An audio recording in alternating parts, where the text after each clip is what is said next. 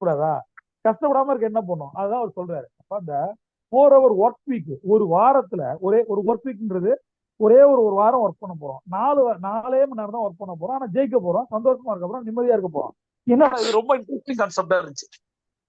Mute போட்டு கேட்கணும், யாரா இருந்தாலும் உள்ள வரவங்க மியூட் போடணும். சரி, என்ன டிஸ்டர்ப் பண்ணக்கூடாது.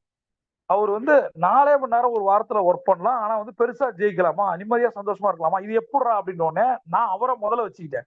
அவர் என்ன சொல்றாரு அப்படின்னா, முதல்ல ஒர்க்கை ஆப்டிமைஸ் பண்ணுங்க. இதை எப்படின்றத நான் சொல்லி தரேன் உங்களுக்கு.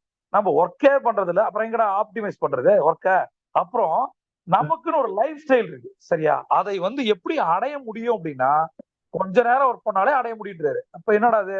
இப்போ நாராயணமூர்த்தி என்ன சொல்றாரு, இன்ஃபோசிஸ் போன்ற ஆபீஸ்ல படுத்து கடங்கடா அப்படிங்கிறாரு. எலன் மாஸ்க்லாம் எப்படி? அப்படியே ஆப்போசிட். டிம் ஃபெரிஸ்க்கு அப்படியே opposite Elon Musk. Elon Musk மாதிரி ஹார்ட் ஒர்க்கர் யாருமே ஏலியன் அப்படின்றாரு. ஏலியனை எப்படி ஒர்க் பண்ணா? நான் என்ன சொல்றேன்னா,